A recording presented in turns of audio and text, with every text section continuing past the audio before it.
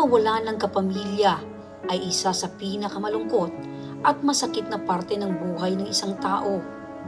Masakit man at mahirap, pero kailangang tanggapin. Kagaya na lamang ng pamilya Montaliana na labis ang hinagpis sa pagpanaw ng 75 taong gulang na si Reverend Father Pedro Montaliana.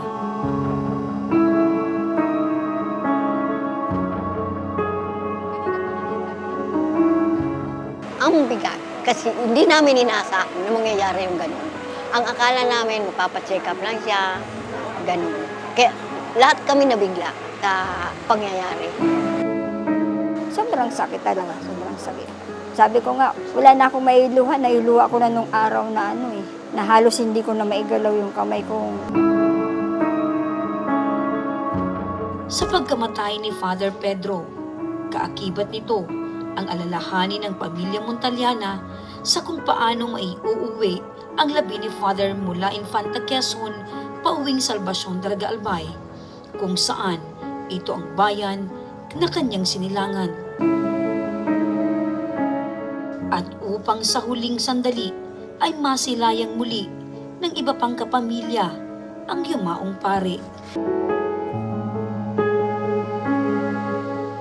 Na-stress ako doon kung paano kasi in-schedule ko talaga. Makaalis kami ng, bala ko Huwebes ng umaga lang, pero wala pa kaming sasakyan niya. Nung gabi pa lang na first night niya, may ginawa akong sulat para dun sa amin, sa barangay namin na lalapitan ko. Tapos yung pangalawa naman, may kinontak din ako dito sa Bicol na sabi ko may kailangan ako ng sasakyan na para kay Father Pete. Dahil nga dun, dahil sa nalaman kong ang mahal nung dun sa purinarya niya, ang singil sa amin 89,000 kasi.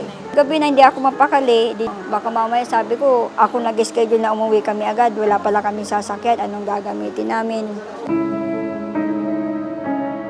Dahil sa alalahaning ito ng pamilya Montaliana, agad na lumapit sa programang Ako Bicol tabang ora mismo ang pamangkin ni Father Pedro sa pagbabakasakaling matulungan sila na maiuwi ang labi ni Father sa kanilang tahanan.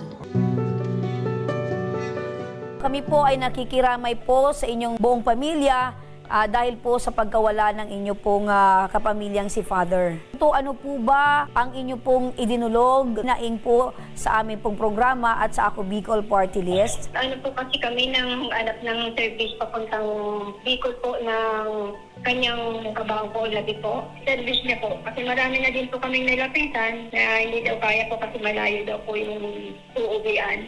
Makinig po kayo, Medalya, no? Kasi nasa linya na ng telepono si Ma'am Melinda Ibio ng Ako Bicol Party List para naman na masolusyonan ito pong inilapit nyo po sa amin. Magandang hapon, Ma'am Mel. Ma'am Mel, po yung maaari nating maiabot na tulong ng Ako Bicol Party List para po dito sa inaing ni Medalya, para po sa kanyang tiyuhin na pare na gusto po nilang maiuwi yung labi dito po sa Daraga Albay. Yes, in fact, nagkausap na rin po kami ni Ma'am Mel and ito po ay naidulog po ito sa tanggapan po ni Gonzali at immediately po, ito naman po ay ating tutulungan para po mailipat yung labi ng ating si Father Pete po para maibalik po dito sa Bicol dahil tubong Bicol po si Father, siya po ay taga-Daraga. Kaya man din po, mamaya lang po ay bibiyahe po ang ating team para po matulungan at kinabukasan early morning yata, I think after the mass, bibiyahe po si Father papunta po ng Bicol. I-assist po natin sila para po madala dito sa pamilya para dito po yata inibigay yung bangkay ni Father po. Ngayon po dapat bumiyahe kasi early po dapat, I think siguro after the mass tomorrow, early mga 8 a.m. yata, babalik po agad. Kailangan pong madala ang bangkay po ni Father Pete dito po sa Bicol. Ayun, so napakinggan nyo po si Mamel. Mamaya po ay... Opo. Maraming salamat po sa Ako Bicol Party List po. Okay. At mula po sa aming pamilya po.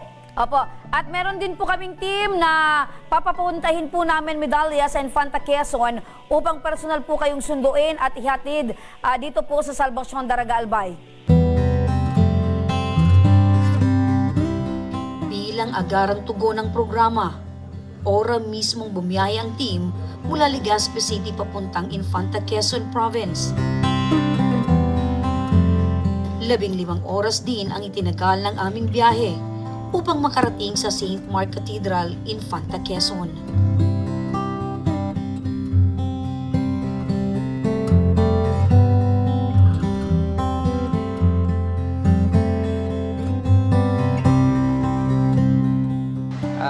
Si Father para sa akin is closest to being a saint.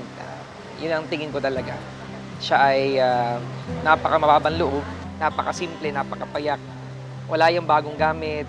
Every time meron niyang kaunting pera, lagi niyang inuukol yan sa mga katutubo o yung mga eyepiece dito. So siya yung pinakakilala na pari na kumakalinga sa mga eyepiece. Grabe yung iyak, yung panghihinayang, yung pagmamahal, lalo na sa kanyang mga tinulungan mula noon. Yan yung pari na makikita mong nakabahag. Hindi siya katutubo pero paano niya sinabuhay yung pagiging isang lingkod ng Diyos at kaisa ng mga tawag namin mga dukha, mga sambayanan ng mga dukha. Kitang-kita yun sa buhay ni Father.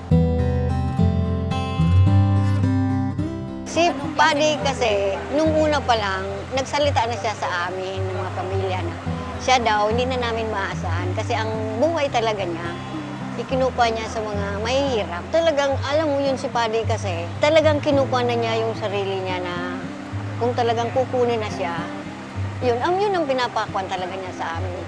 Sinasabi niya sa amin na kung talagang kukunin na ako, wala na tayong magagawa.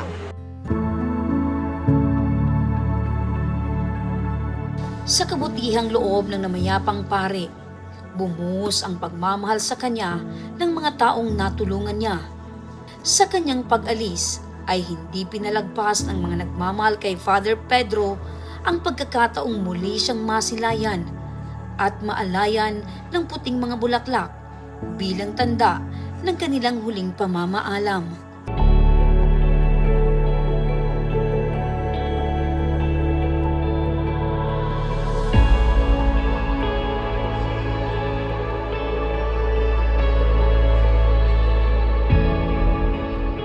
Malaking bagay po talaga tulong, napakabilis umaksyon na kaya nga ora mismo. Ako pinapasalamatan ko po si Congressman Saldico na ako Bicol, napakabilis umaksyon. Alam po sa totoo, hindi ko nga alam kung natutulog pa siya dahil from time to time siya nagmo-monitor kung nakarating na ba yung mga services para po maasikaso yung isang kababayan, kapwa Bicolano na may uwi dahil yun po yung hiling talaga ng pamilya. Kaya Congressman Saldico, sir, maraming salamat po.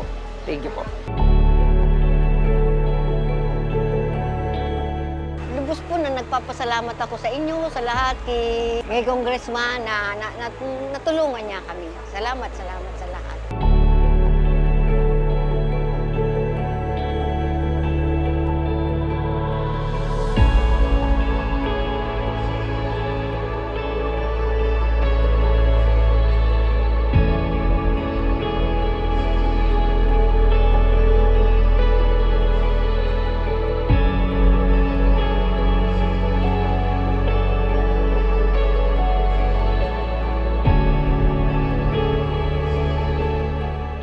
Maraming salamat kay Congressman Saldico sa tulong po sa amin, lalo na sa pamilya namin. At naihatid dito sa bahay namin, bahay si Father Pete sa kanyang bahay talaga, na Sinilangan. Maraming salamat.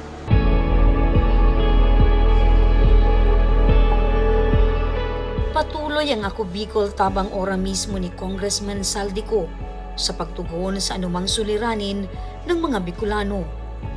Ang ora mismong pagtugon sa pangangailangan ng pamilya Montaliana para sa namayapang si Father Pedro ay isa lamang sa napakaraming panawagang agarang binigyang aksyon ng programa.